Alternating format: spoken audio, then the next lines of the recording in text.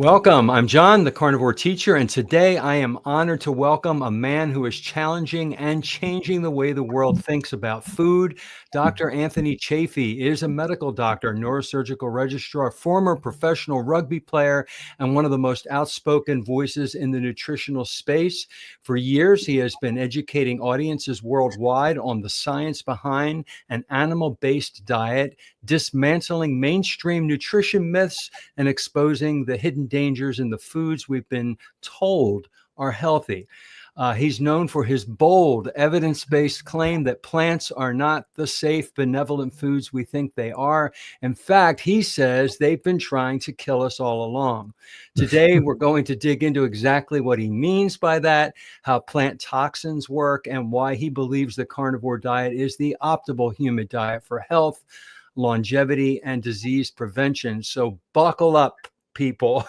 This is going to be an eye-opening conversation that might just make you rethink your next salad. Dr. Anthony Chaffee, welcome to the interview. Oh, well, thank you so much for having me. It's a pleasure. Absolutely. All right. So number one, let's get right into it. The big claim. You have famously said plants are trying to kill us. That's a provocative statement. Can you explain exactly what you mean and the science behind it?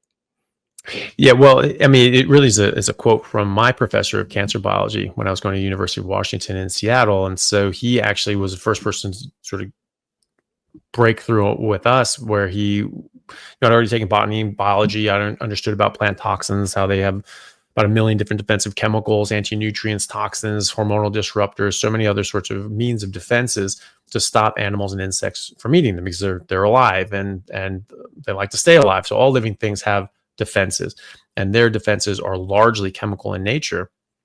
And so this was put into the perspective of the foods that we eat, because you learn about how toxic all these plants are, but of course that doesn't apply to the plants we eat. Those are edible plants, and these non-edible plants, those are the ones with poisons in it. In fact, they all have poisons in it. It's just that we have more or less defenses towards certain toxins in certain plants so that we can eat them more or less safely. But even then, most of these plants can be quite harmful if not treated properly. So there are a lot of plants that we use and we call edible that are not edible in their natural form. They have to be treated. They have to be even soaked and boiled, cooked, or treated chemically with lye or sodium hydroxide, ash, clay, different sorts of things, fermentation, all of these different traditional ways of preparing plants. These are all for a very good reason, because this lowers the toxic load and increases the bioavailability. So when you throw all that away and just go to like a raw food, sort of vegan approach, you can actually get hit with the full brunt of these toxins, and you can get quite sick from that. And that's not good. So our professor made this point to us, and we were very taken aback by that. But he was telling us that Brussels sprouts had 136 identified carcinogens. This is back in early 2000s.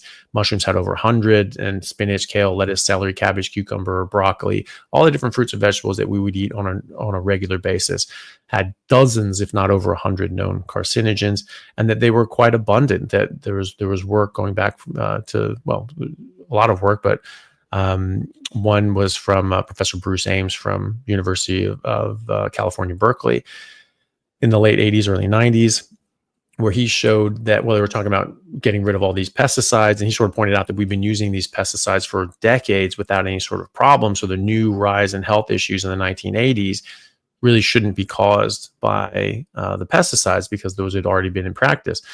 And so he did some studies and actually found that the natural occurring toxins in those so-called edible farm products were far and away more toxic than the pesticides that they were studying at the time. In this particular study, alar, which they spread on apples and other sorts of things. And they found that the naturally occurring toxins were 10,000 times more abundant by weight than the pesticides we were spraying on them, and that they were hundreds of times more likely to cause cancer in lab rats. So we were very taken aback by this. We were very blown away. And I remember thinking, I was like, he must be joking. This has to be, there's something else going on here. And I remember thinking, like, well, vegetables are still good for you though, right? Even, even with all that. And he just sort of took a look at us and he just said, I don't eat salad. I don't eat vegetables. I don't let my kids eat vegetables. Plants are trying to kill you. And it just really, really hammered that home for me. And I'm like, yep, okay, no more plants. And that was my litmus test, was if it had a plant, I wasn't going to eat it. So I sort of naturally defaulted into eggs and meat. Since then, I've looked into this much more deeply and found that he was extremely ahead of his time. And he was very, very well ahead of his time and behind his time, because 100 years ago we knew this. You read nutritionists such as Adele Davis, who's a very famous nutritionist. She said you never eat spinach raw. You only poach it in milk. You have creamed spinach, spanakopita with feta cheese and things like that, because they have these toxic oxalates in there that are very harmful to your health. And so if you poach them or cook them with dairy, the calcium in there draws out those oxalates and neutralizes them so that you can eat this stuff more safely. So we actually understood about plant toxins much more previously. I mean, for thousands of years, this was a very important part of nutrition, was understanding which plants were harmful and how to lower that harm. So when I started looking into this more and more, I found just more and more evidence of this. I mean, there's botanists and biologists from Cambridge, from Texas, from all over the world that have lectures up on, there's on the Cambridge University YouTube channel, actually, called Cambridge Ideas.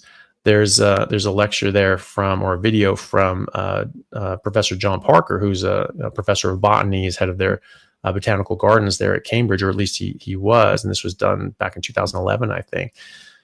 But the title of his video is just called "Don't Eat the Plants," and he's just talking about all these plant toxins, how harmful they are to human health, and that they're a really bad idea to eat. And he even concludes at the end, like, okay, so what do you eat?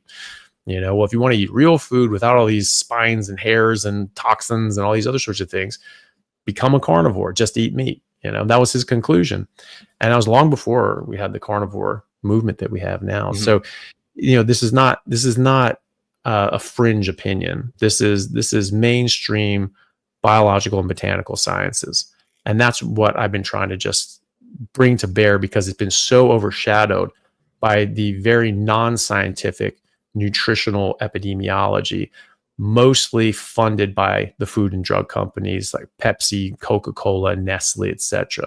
Coca-Cola alone in 2015 spent $119 million. Wow. On nutritional research. So they spend far more than any other sector, them as a whole, the processed food industry.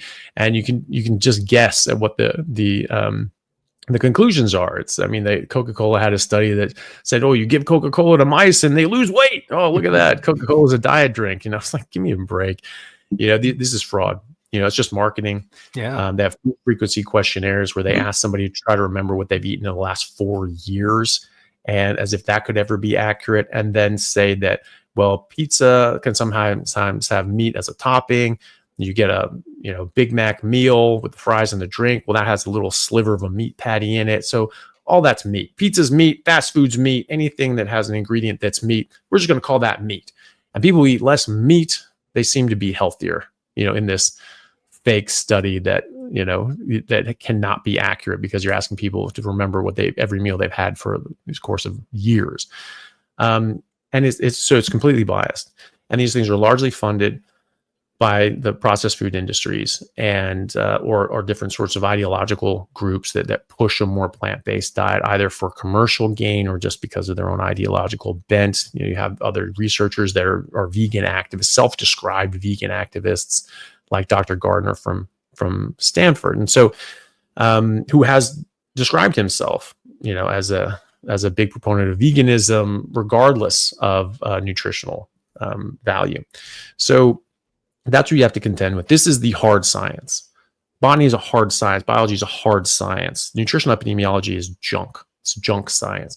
You can publish this stuff, but it's garbage. It is fraught with confounding factors and personal biases. You look at McMaster, who published a Pure study, same methodology, food frequency questionnaires, but they didn't do it in a biased way that intentionally muddied the data that they collected. And so they actually found the exact opposite of what people at Harvard, like Walter Willett with the nurses studies, have put forward, saying, no, you need to stop eating meat and all that sort of stuff. First year of medical school, really quickly, we went through the nurses studies where it uses these food frequency questionnaires. One of the first things to use that, Professor Willett sort of popularized that methodology of doing nutritional studies. And we were told straight away that, that sort of epidemiology it can only generate a hypothesis saying, hey, look at this, I'm seeing this trend. Okay, let's test it. Let's see if there's actually something there. And whenever you tested any of their suppositions from the nurses study that they said, oh, look, this is what we found, whenever they were tested experimentally, they came up as not being accurate. And so it's nonsense. And so, this is being pushed for a political agenda, for a financial agenda, and ideological agenda. But it's not the hard science. The hard science is that plants are living organisms. They do not want you to eat them, and they absolutely have defenses. And you can take that for granted at your own risk. Wow. Absolutely. I totally agree with you 100%, as you've taught me and many other people have taught me. Now, the people that I'm trying to convince, some of the people that ask me questions, all right, you mentioned oxalates. All right. I had a kidney stone. I've been through that. That's when the attention that's when it slapped me in the face. What are you eating that caused this? And sometimes people don't think about going carnivore until they have a tragic event that happens to them. So can you tell my audience, other than oxalates, what are some of the other toxins that we're talking about, like lectins and phytates and stuff? Well, I mean, there are thousands, tens of thousands, actually close to 1 million different defensive chemicals that plants make, that we have categorized and classified and even named, right? So there are many of these things, and certain categories, right? So it'd be like lectins, you mentioned there. There are many different kinds of lectins, thousands, tens of thousands of the different kinds of lectins. So gluten, people talk about that. There's wheat germ agglutinin. That's a lectin. All lectins can agglutinate. So that's why it's called wheat germ agglutinin, which means it makes things stick together. So you have these sort of, you have these villi in your intestines, and have these microvilli, little finger-like projections that come off of that. That it massively increases the receptor area and the absorptive surface area of your gut. Gluten, wheat germ agglutinin, agglutinates that. So these little finger-like projections stick together. And you see people with celiac in particular, they can have these things stuck together, but then they get damaged and they actually go away and they get destroyed, right? But anybody will have that stickiness. It'll all stick together. It's hemagglutinin that will get into your bloodstream and stick your red blood cells together and start making them sticky, tacky, and increase your risk of clotting. So there's many of these things. Your body does react to them and elicit an immuno response to them, because they are damaging your normal body physiology and anatomy. And so your body does react to them. And so they can elicit a large inflammatory response. Lectins, for example, are strongly implicated in causing autoimmunity. And this has been argued in published literature and peer-reviewed literature since the earliest I found was 1991. It was a Dr. Fried who published a paper looking at this and arguing that these autoimmune diseases that we call autoimmune diseases, that he said that your body attacking itself actually has never been proven, and that's true. It's just that, and for your body to attack itself without any intermediary, it would have to satisfy certain conditions which are not satisfied. But he said that the known effects of lectins in your bodies, these plant lectins, because there are other lectins too, but they're specifically plant lectins, that those are known to satisfy all of those preconditions. Right. It's just that we looked at these things as we put an autoimmune stamp on it, and now we just look at from this frame of autoimmune. This is autoimmune. We need to treat it as autoimmune. What if it's not autoimmune? That's outside the box thinking. Okay, the box is autoimmune. There's nothing else it can be. Well, what if it is? What if it is something else? Right. And so that's what Dr. Fried was arguing. And that's certainly what I've seen. When you remove lectins, you remove these plant foods from people's diets, autoimmunity goes away dramatically. And we know this this is even in the literature with celiac disease is an autoimmune disease towards gluten, wheat germ agglutinin, right? So, but it's called a gluten mediated autoimmune disease, right? Well, if it's mediated by something else, probably not an autoimmune disease, right? So what happens is you get this wheat germ agglutinin, it agglutinates your gut, and your body reacts to this and responds to this and say, hey, get the hell out of there. So because the gluten is stuck to your cells and your body's attacking that gluten that are stuck to your cells get damaged. And so you start destroying your gut lining. But the important part there is that when you stop eating gluten, on biopsy, you can see that the gut heals completely within 4 to 6 weeks, even though the antibodies stay elevated for up to 3 years. Wow. Right. So those are not autoantibodies. Those are not attacking your body because your body's still there. Mm-hmm. That didn't change. So gluten's not there anymore. And so over time saying, okay, we're not seeing this threat anymore. We're going to start creeping down. But then you eat gluten again, bam, they shoot right back up because that's what they're responding to. And that's how your body works. Excuse me. So that's what I see in all autoimmune conditions, especially the ones that we can measure their antibodies, such as Hashimoto's. When I have over 100 patients with Hashimoto's thyroiditis, which is the leading cause of hypothyroidism. It used to be iodine deficiency. Now it's Hashimoto's. So in those patients, when they're able to stick to a very strict carnivore diet, especially just beef, lamb, and water, because that ruminant digestion can ferment and break down these toxins. Again, fermentation, that's a good way of getting rid of these plant toxins, opening up bioavailability of these nutrients, that they are able to break down a lot of these toxins so they don't filter through. Whereas a pig or a chicken or a fish, they're monogastrics, they don't ferment their food before they absorb it. And so if they're being fed plants that they're not designed to eat either, more of these toxins can get in their body, right? And they'll filter out a lot of those things with their liver, etc. But some of it can slip through, and that can be a problem for some people that are very sensitive to these substances, especially.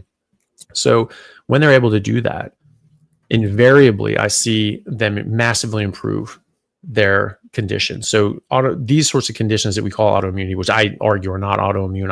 I have a lecture online. It's called Rethinking Autoimmune Diseases or Autoimmunity, whatever. And I sort of make all these arguments, but whatever we don't call it, Hashimoto's, you have the inflammatory attack that's damaging your thyroid right now, and you need to stop that. But also that has damaged your thyroid to the point that it's non-functional, or at least less functional. And so those are two different things. And so that's why people get put on thyroid medication, but then they don't really have anything to do for the damage that's being done. They basically just say, eventually it's going to die, your thyroid's going to be destroyed, and you're going to have to be on medication the rest of your life, and we'll have to surgically remove your thyroid because it's a cancer risk at that point when it gets completely dysfunctional. So when you put people on a carnivore diet, it stops the damage, even though the antibodies can stay elevated. But the thyroid is much slower to recover than your gut lining. And so it can take months to a year or two before you can actually get a significant level of healing or complete healing. And so during that time, you might still need thyroid medication. Certainly you wouldn't come off of these things without doctor supervision. But I often see them needing less and less and less medication as long as they're strict. And over time, their thyroid antibodies coming down, the TPO and TG antibodies are coming down for Hashimoto's. They just come steadily down. But it's like the celiac, where it takes a couple of years sometimes, depending on how elevated they are.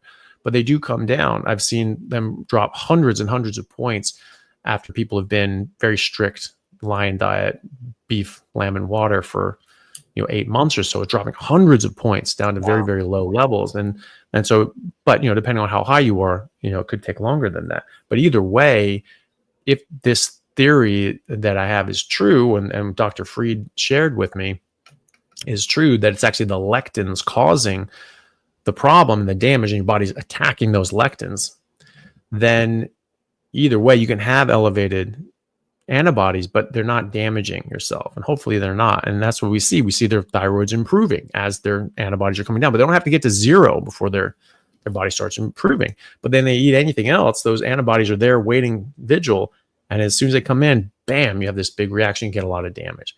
So lectins are one of them. Lectins can do all sorts of things in your body. They can mimic different hormones in your body, like insulin. So lectins can bind to Really? insulin. Oh, Yeah, they can I bind to didn't know insulin that. receptors.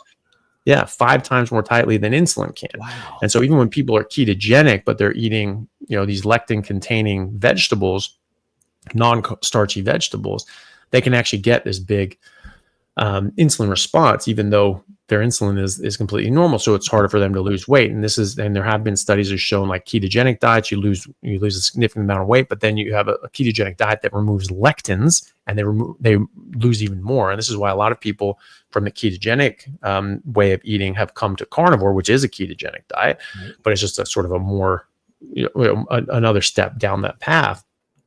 That they end up, maybe hit a stall. They massive improvements, health is getting so much better, but they sort of hit a stall. They can't quite get rid of that last little bit of weight and improve their health in certain ways. They get rid of the plants and that's just the floodgates open on their health improvements and weight loss. So that's another thing they can do. Lectins also block a hormone called leptin, which is our satiety hormone that can make you feel like you're starving, and it slows down if your brain can't see your leptin, your brain basically thinks you're starving to death, because leptin comes from your fat tissue. And so if your brain thinks you're starving to death, it's going to tamp down your metabolism so that you can't really use much of your body fat. And it's going to really up your hunger signals. And so it causes you to overeat, and what you do overeat causes you to store that predominantly, not use it, which is important, because this can make you gain more weight or make it difficult to lose weight. And I do see people that have difficulty even on carnivore losing weight. 100% of them have high leptin. And so going on these carnivore diet can help lower that leptin. So very briefly for listeners, the 6 main things that can block leptin are insulin blocks leptin, fructose independently blocks leptin, alcohol blocks leptin, lectins block leptin, and then stress. So cortisol. Cortisol will block leptin. So high stress or poor sleep, if you get average 5 hours of sleep a night or less for 7 nights in a row, it can actually give you prediabetes from the amount of cortisol that goes up. And so it takes a full 7 days in a row of 7 to 8 hours of sleep to undo that. So it has a significant impact on you. And then, funny enough, blue lights. So specific frequencies of blue lights, not coming with the rest of the frequency of the light coming from the sun, like coming from your screens, coming from LED lights, fluorescence, those sorts of things, that can actually block leptin at the level of the hypothalamus. So all of these things need to be optimized in order to get your leptin down. And it can take months and months and months for your leptin to come down, but eventually it will, and weight will just shed off. Some people seem to be able to lose weight even with elevated leptin. Don't know why, but 100% of people that can't lose weight or lose weight very slowly, sort of more of a slow burn, 100% of them I've seen have high leptin.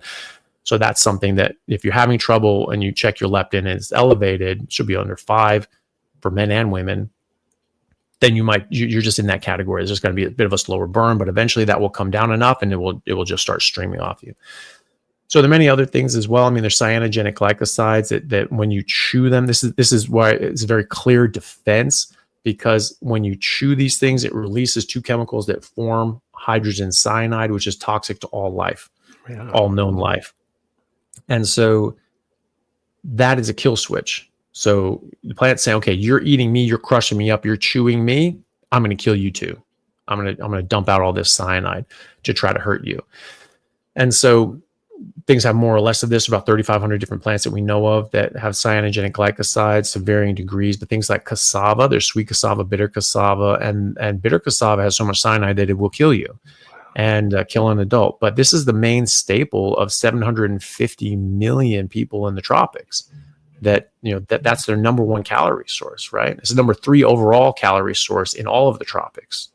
So it's a really important staple diet. This is something that the very poor people are sort of forced to eat because it's available, it's cheap, but it has to be processed properly to lower that toxic load. And then there's sweet cassava that doesn't have nearly as much cyanide, so it's edible and you can eat it as it is, but there is cyanide in it. And the bitter cassava, you don't get rid of all the cyanide in it. It only lowers it significantly. But low-grade exposure to cyanide over time can cause very serious organ dysfunction, thyroid dysfunction. It blocks iodine from coming in your thyroid. So it's a goitrogen. There's an entire category of plant toxins called goitrogens that stuff up the functionality of your thyroid, which is another reason when people go carnivore, their thyroids improve because you get rid of all these goitrogens. Cyanide these cyanogenic glycosides are goitrogens as well, but they also damage the electron transport chain in your mitochondria globally, so they can damage all of your tissue. Wow. And especially sensitive to this is your neurological systems. You get neurological damage as well as thyroid damage and multi-organ damage. Eventually you can die if you completely prevent your cells from making enough ATP. So almonds, sweet almonds and bitter almonds, as little as 40 or 50 sweet almonds a day can be enough of a dose that eaten chronically can give you those long-term chronic deleterious health effects in an adult. And we're giving this stuff to children regularly. I remember my brother's doctor in the 90s said, one thing to do to be on top, or early 2000s, be on top of your cholesterol is eat almonds and other nuts, because they have these phytosterols, which are plants' version of cholesterol. And our body can't use that properly, but it signals our liver to make less cholesterol. So this lowers your cholesterol. So he was told to eat 35 almonds a day ongoing, and that would keep his cholesterol down. Okay. So that's right at that border of actually giving long-term serious harm from it. No, and this is well documented by CDC, WHO, FDA, etc. They really don't consider there's any real safe level of cyanide to consume, and yet we don't put labels on these things because it's natural cyanide. So it's fine if it's natural cyanide. If it was industrial included or got in there somehow, you have to say, warning, this contains even trace amounts of cyanide. But because it's natural, you don't have to do that.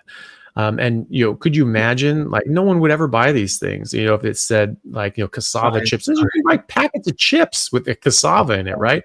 Or veggie chips, tapioca, that comes from cassava as well. So tapioca pudding, tapioca flour, those sorts of things. So it has a lot of these cyanogenic glycosides. And just almonds as well. Can you imagine, like, if we put that, just say, hey, warning, this has even a low amount of cyanide.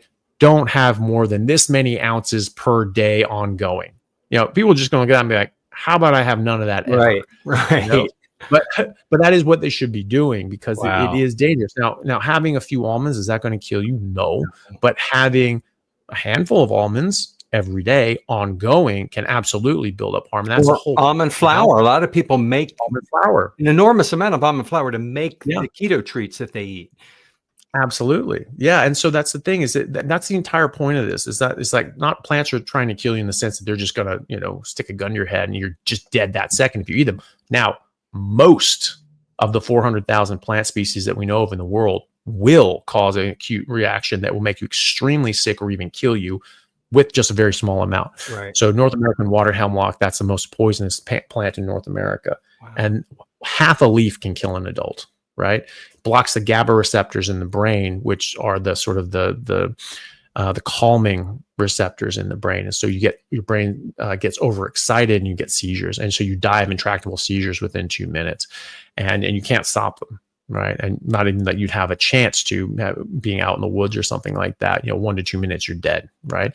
So, these things are highly toxic. Most plants on earth will kill most animals, even herbivores that exclusively eat plants. They eat very specific plants because they have the defenses towards those plants, but other plants will kill them. And we even have this in these names for these diseases in veterinary medicine, because livestock cost money. Humans are basically, we're valuable when we're sick because we have to go pay for a treatment.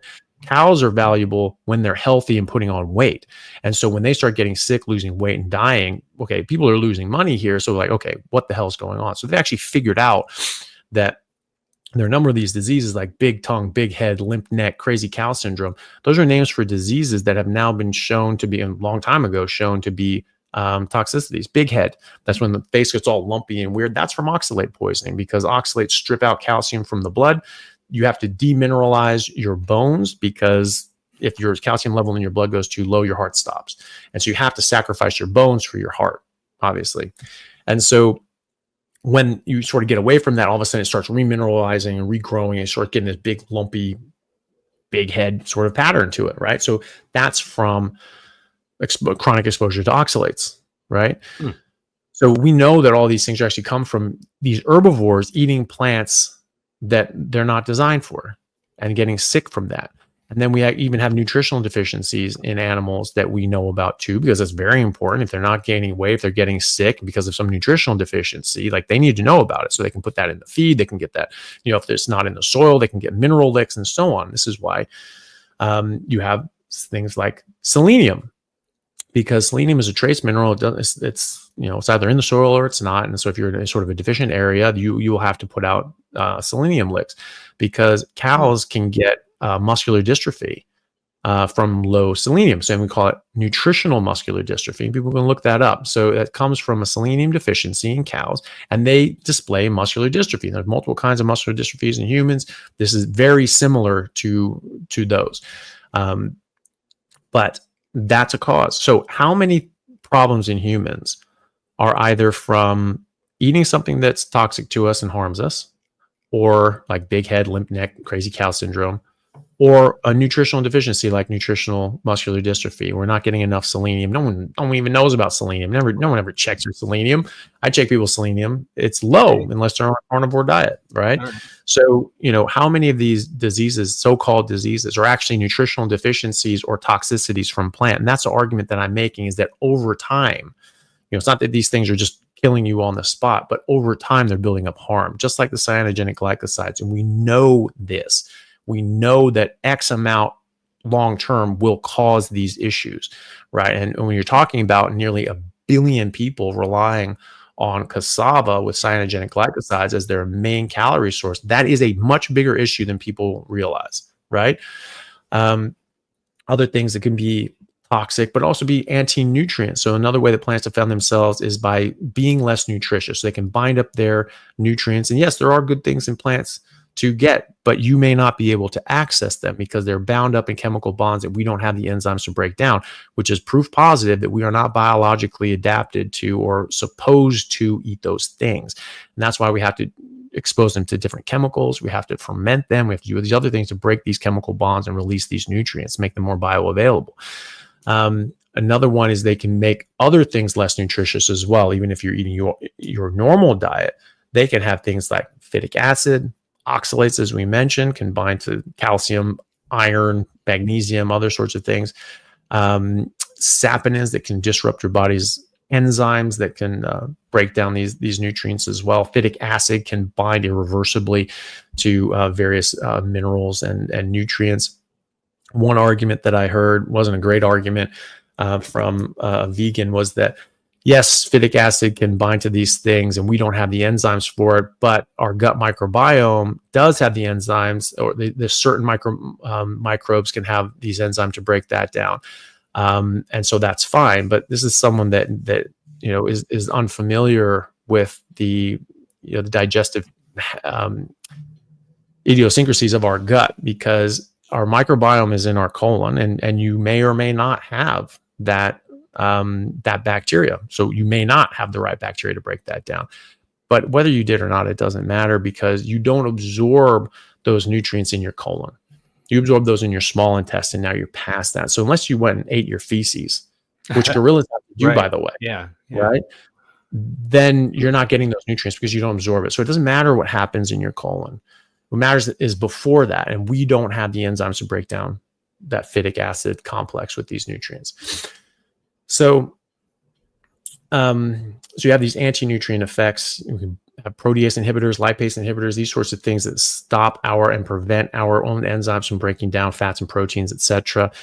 Fiber can be an anti-nutrient all on its own, because it can form a sort of a lattice. The soluble fiber and insoluble fiber can form sort of like a gummy sort of matrix that can actually be a physical obstruction to your enzymes getting to the food, so you're breaking down less of it, and then that broken down food blocks that from reaching the lumen of the intestine.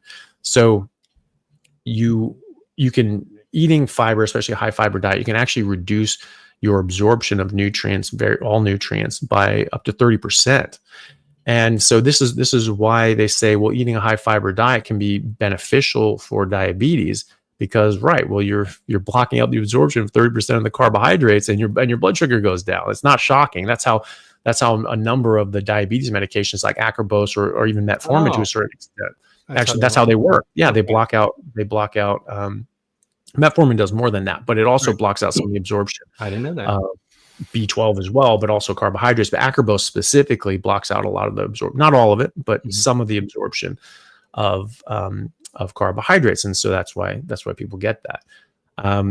But fiber does that as well.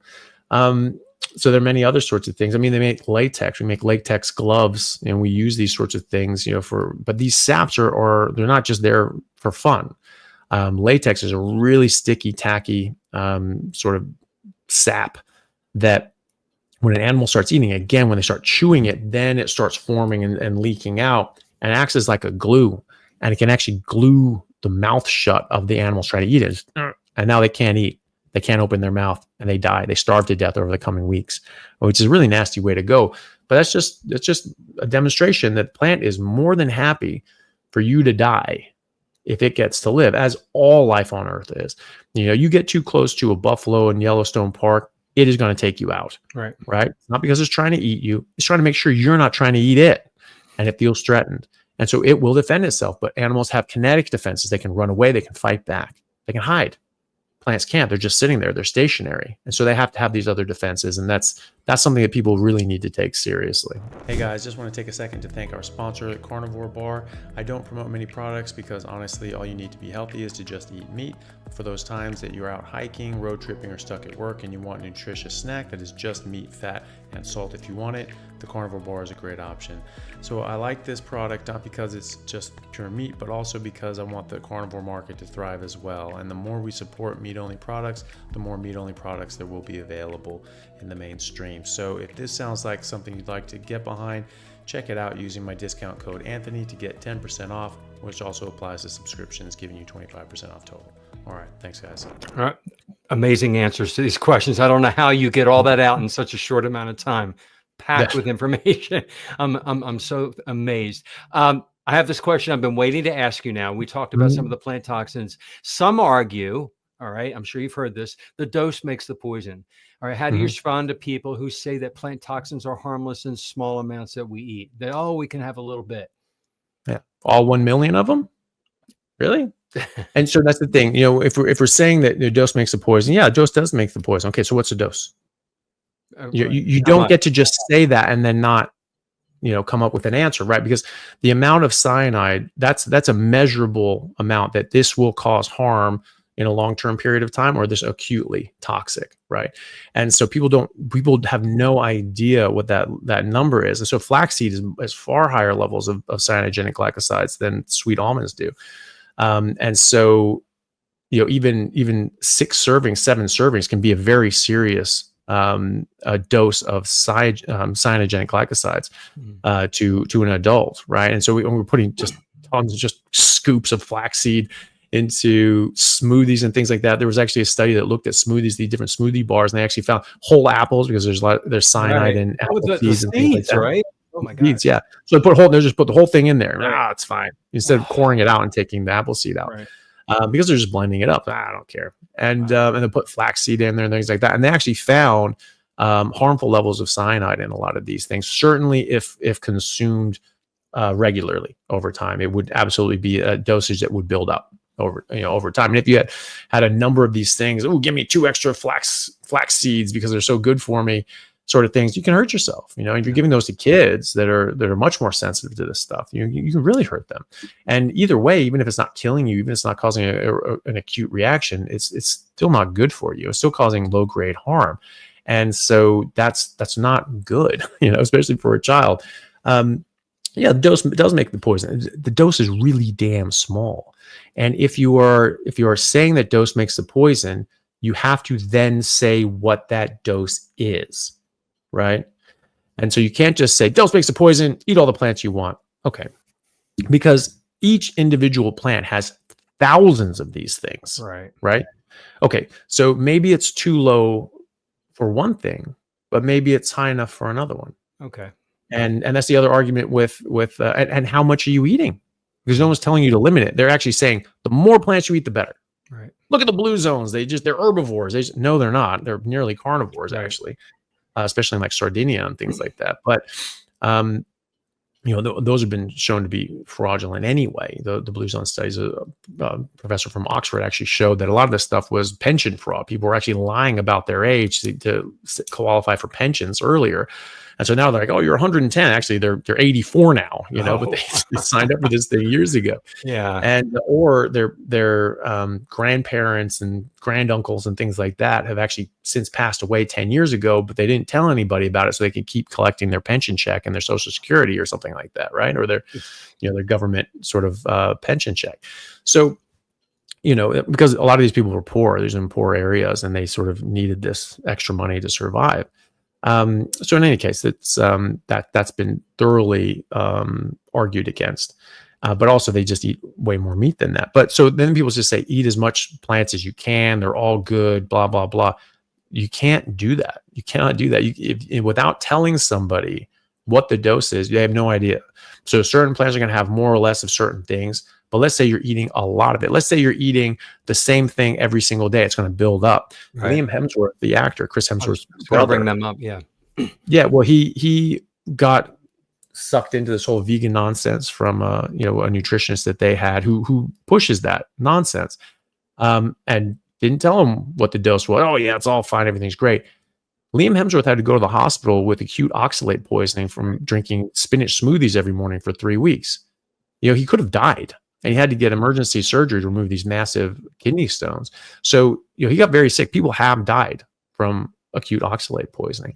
And if you don't understand that that's a potential, you're really setting yourself up for a problem. Now, that doesn't necessarily mean you have to cut out all plants, but understand which ones are worse than others. Try to do things like cooking them, fermenting them, cooking them in the traditional ways, like creamed spinach, spanakopita, those sorts of things to lower the toxic load, and then mix them up. Don't eat the same thing every day so it doesn't give it a chance to build up in your system. Or if you want to feel the best that you possibly can and avoid that whole garbage in the first place and not have any toxins in your body, just don't eat them. Right. You don't need them. You don't even want them. It's just that, from a health perspective, it's just that, people are used to it and they want to keep doing that. Okay, fine. But, just understand what they are. The next argument is hormesis. So yes, these things are toxic, but they're actually good toxins. This is good lead, It's like, well, okay, again, like the definition of a hormetic, of something that's hormetic, is that it at past this point, it's toxic, right? Oh, dose makes the poison. Okay, past this point, it's poison. Here, it's not poison or maybe even beneficial, hormetic. Okay.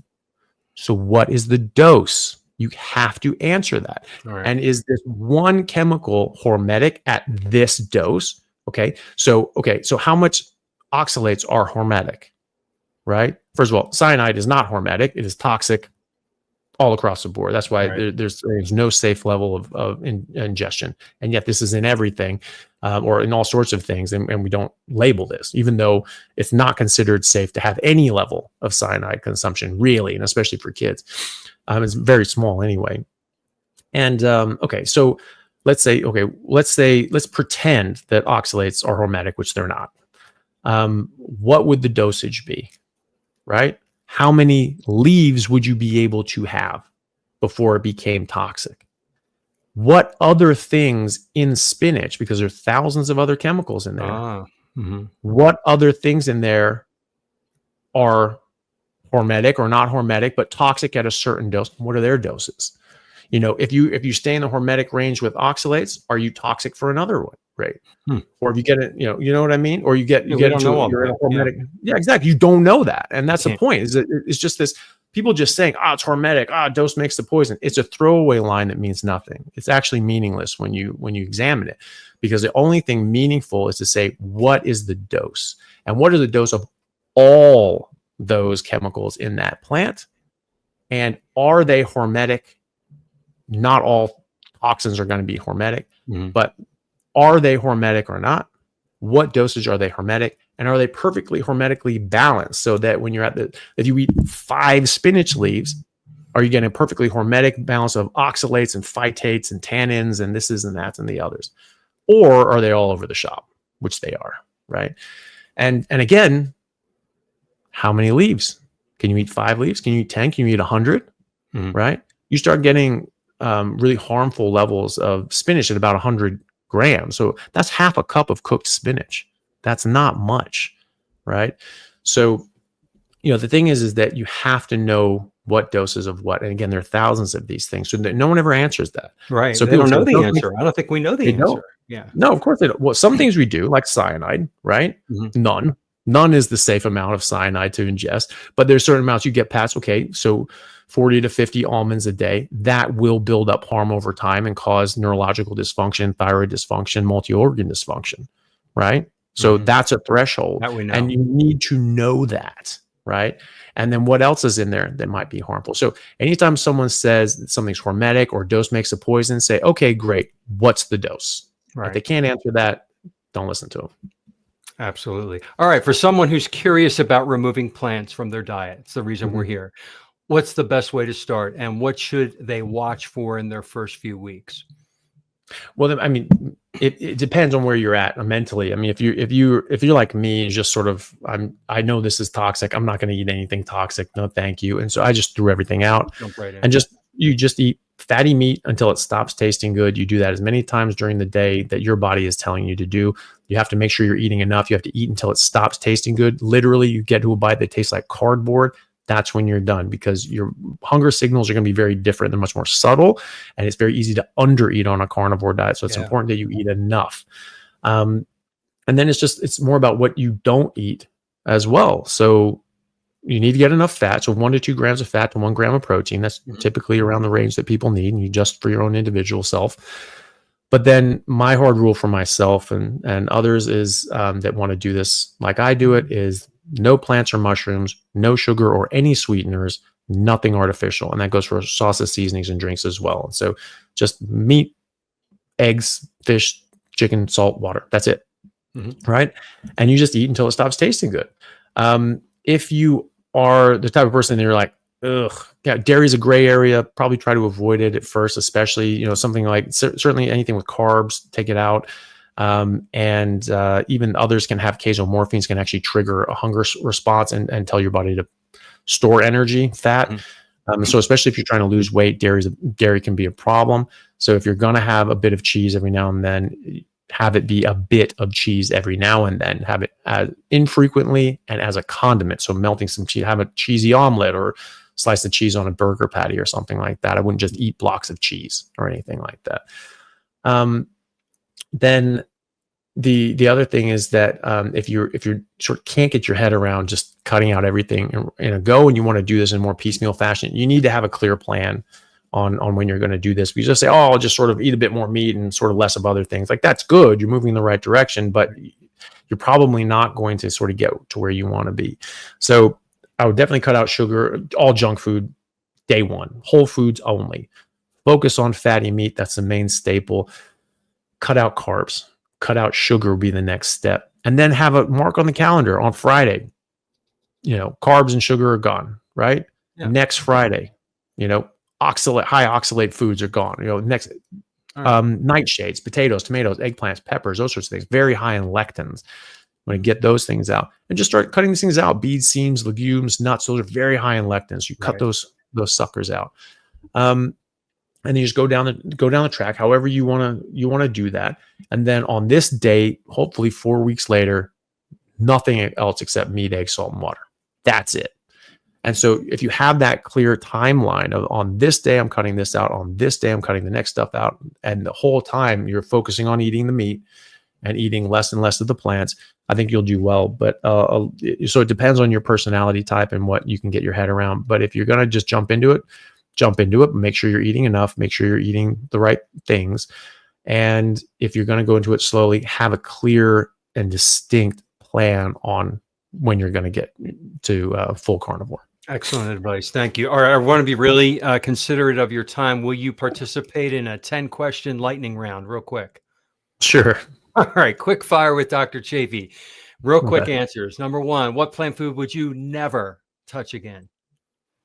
No, any grain, seeds, legumes, nuts, anything with carbohydrates as well, but those high oxalate containing things and the nightshades as well. All right. Most toxic plant compound in your opinion? I mean, of the edible plants, Mhm. I mean, that would be the thing. Probably the lectins. The lectins are pretty awful. A Lectins. lot of those can be denatured with cooking, but I mean, cyanide is obviously just, Yeah. it'll just kill you, but so cyanide would be the worst, definitely. But then lectins would be close to that as well. And those are in the edible ones. Obviously, the non-edible ones, they'll all just kill you. So they're all pretty bad. All right. Number three, the healthiest food people eat that's actually hurting them. Oh, what they think is healthy. That's actually Um, hurting them. yeah, I mean, I'm basically the whole sort of gambit of vegetarian sort of diet approaches. Um, so like oat milk and all these other sorts of things. These are highly processed garbage, I mean, and the highly processed plant-based meats and things like that. I mean, these have been shown, they're just filled with chemicals that you don't want. They're all these plant toxins on top of the chemicals you're adding towards that. Those are pretty harmful, and people think that they're healthy because they're plant-based, but it's definitely nothing could be further from the truth. All right. One plant toxin that's the most underestimated. Would it be the lectins? Lectins, definitely, because people just don't realize how many problems that they cause. I mean, as far as causing widespread harm, I think lectins are well up there. Even with the amount of people that eat, cassava, that's going to be significant health impact. But the lectins, no one knows that. I mean, the beans, the seeds, no, those are probably the healthiest things that people think they're so healthy. They're horrible for you, horrible. Wow. I mean, the WHO even says that as little as 5 red kidney beans have put people in the hospital when undercooked or uncooked. So they're really harmful, and even when they've been denatured to a point and they're not as toxic, as acutely toxic as that, they can still cause harm. And autoimmune diseases are on the rise significantly. They're massive increase in autoimmunity, especially in recent years and decades. And that's because we're going more plant-based and we're saying, oh, this is so good, raw plants, all that stuff. It's getting worse. And I mean, 60-70% of the people that follow me on social media and YouTube were former vegans, vegetarians, plant-based. And so many of them, yes, they improved their health at first when they got rid of all the junk food and crap, and they felt that, oh yeah, it's getting rid of meat and I feel so much better. Well, no, actually they changed their life dramatically. They stopped drinking, smoking, they started working out, started eating whole foods, they stopped eating junk food, all these sorts of things, massive changes that they made. No soda anymore, all that sort of stuff. So they made a lot of really positive health changes, and one really bad decision that hurt their health, which is getting rid of the meat. And now they're eating a lot of plant toxins, and they're not eating the meat, and this builds up over time. They start getting autoimmunity. That's such a common thing I see in former plant-based eaters, is serious autoimmune issues as well. All right, probably same answer, but worst plant for your gut.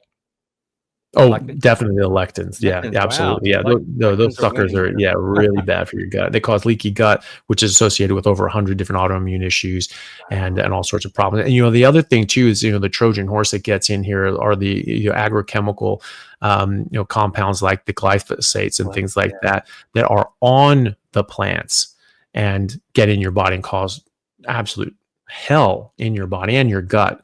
Glyphosate can damage your gut and kills your microbiome. It's an antibiotic. It kills the soil biome. It kills your microbiome, and it can damage your gut and cause leaky gut as well. Get in your body and is strongly associated with autoimmunity, whether it's binding to your organs and damaging them. Your body's making an immune response towards that as well, like it does with lectins, or like it likely does with lectins.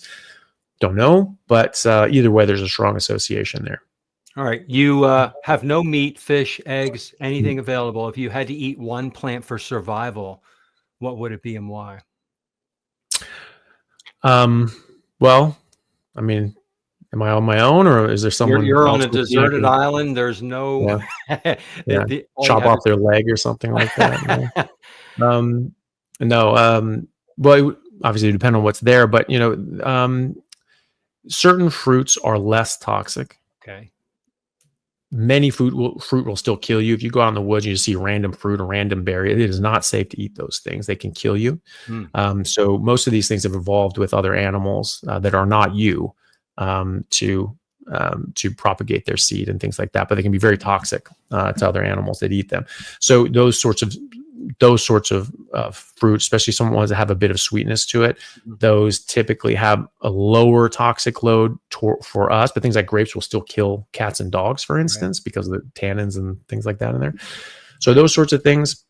But anything that I would eat, I would always do it in the traditional ways that our ancestors have eaten these things: fermenting them, cooking them, peeling them, taking the skin off, taking the seeds out, boiling the hell out of the pulp like we used to do with tomatoes. That's what's traditional tomato sauce.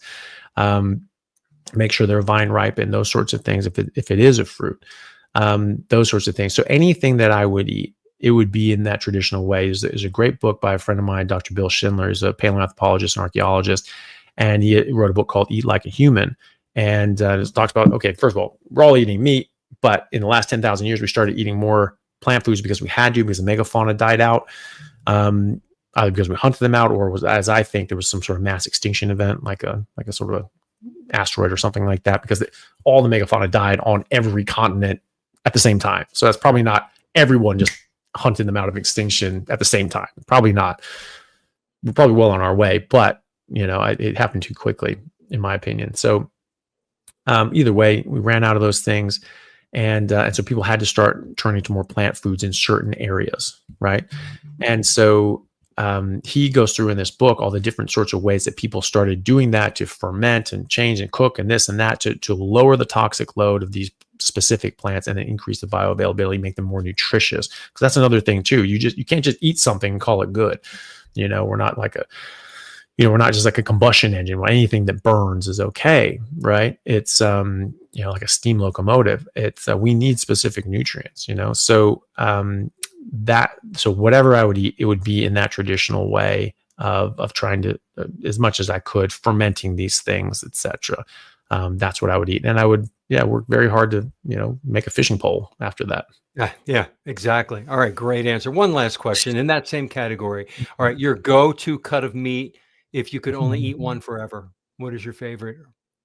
I mostly eat ribeye already right now. Like, so it's that's your birthday every day, right? I remember you saying That's it. Yeah. Well, that was my birthday. Yeah. On my birthdays, I always got, the meal that you want, and all I wanted was some big steak, and I wanted as much steak as I could eat, because normally we have, 7 people in my family, 5 kids and my parents.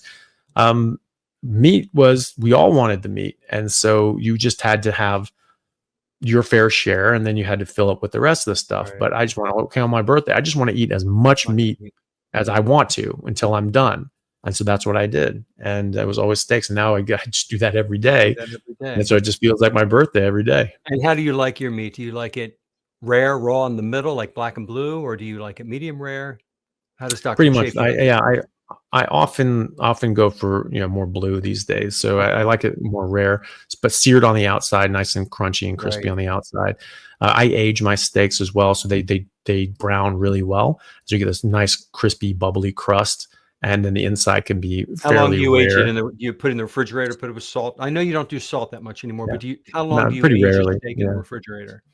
So I don't do like a whole loin. I won't age. So I'll wet age the loin like in the vacuum seal pack. But then when I open it up, I cut it up into steaks, put it on drying rack. It increases the surface area, so it dries out faster. And that's sort of the main thing that you're trying to dry it.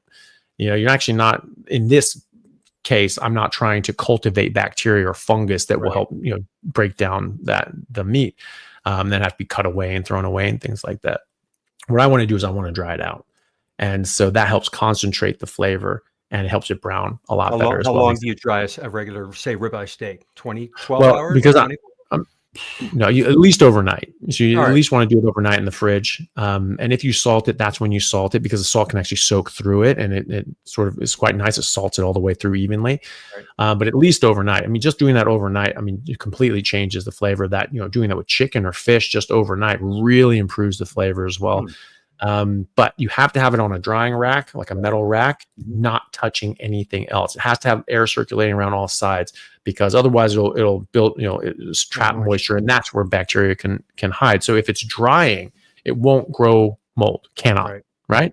Because mold can't grow without water. So as long as it's not touching anything, you'll be fine. It'll just turn into beef jerky at the end of it. So that's good too. That's not a big deal. So when I cut up really big, thick steaks. So I just want one of these big things per day. I don't want to have to cook up 5 steaks. There's one 3-inch thick steak. Ooh. Those sort of like 3-inch thick steaks, I found that the really ideal point for both flavor and texture, so it doesn't dry out too much, but it gets really good flavor. It's about 5 to 7 days. And I've sort of, as I've been doing this more and more, I've sort of been liking it older than that. I mean, even like a week, 2 weeks old. I had one that was in there for like 3-4 weeks. It looked like just a hoof. A jerky. Yeah, it's black thing, yeah. But I cooked it up and it was still red in the middle. It just sort of had the moisture level of like a ahi tuna, like a seared ahi, and it was amazing. The flavor was incredible, and the outside was just all crunchy. It was like this crust. So I actually really liked that. But that gets a bit much. Some of it's a bit dry and it's not as good. But the flavor was amazing. But I'd say 5 to 7 days has been my sweet spot. All right. And do you do eggs? Yeah, sometimes I just find that I need like 15 of these damn things. Yeah. So I just like cracking eggs and it takes forever. It's easier just to throw on a steak. But yeah, no, eggs are great. All right, great. I consider them honorary meat. It's all the nutrients that you need to turn into an animal, and so it's great. So mostly meat. This has been fantastic. I could talk for 3 hours with you. I could talk 10 hours with you. You're just amazing. You pack so much information in such a small amount, and I listen to you every day. And I want to thank you for taking the time to meet with me. My audience, I want them to come over. I want them to see your channel. I want to find Dr. Anthony Chaffee and listen to all your amazing interviews. Where can they find you? Oh, well, thank you very much for having me. It's been a pleasure. My main channel is my YouTube channel. It's just Anthony Chaffee, MD. And so that's Chaffee spelled CHAFFE. Mm-hmm. And so that's where most of my videos are. I also have a podcast called The Plant Free MD. You can get the audio tracks for all of these. It's a bit easier to navigate on the podcast because it doesn't have all the other, because I'll make like shorts and clips that are sort of 10, 15 minutes long, 20 minutes long. Sort of getting certain points out that might be out of a 2-hour, 3-hour interview. Maybe not all of them are that long, but some of them people are like, I don't have that much time, so I have the shorter ones too. And I have playlists on there, people looking for specific things on the YouTube channel. So like getting started on a carnivore diet or autoimmunity or athletics, those sort of cancer, those sorts of things. So I've sort of curated a couple of those lists people can take a look at. And then I have Instagram, just Anthony Chaffee, MD. I have Twitter, Anthony_Chaffee. There's some other ones too, but those are the main ones. All right. If you could stay on after I end the recording, I want to give you a proper goodbye. Thank you so much for this interview. And maybe I'll get to do you again. That would be wonderful. Yeah, definitely. I was going to say too, I just forgot. I just started up a website. So I have a lot of resources. I even have a lot of studies and literature. You can sort of look up like this thing. It'll pop up videos, but also pop up studies and things like that people can look at. So it's just dranthonychaffee.com. And you can, that'll link to all my social media too. Excellent. Perfect. All right. Okay. All right. Thank you. Hey guys, thank you very much for taking the time out to listen to what I had to say. If you like it, then please like and subscribe to my YouTube channel and podcast. And if you're on YouTube, then please hit that little bell and subscribe, and that'll let you know anytime I have a new video out, which should be every week, if not more. And if you could share this with your friends, that would help me get the word out and let me know that you like what I'm doing. Thanks again, guys.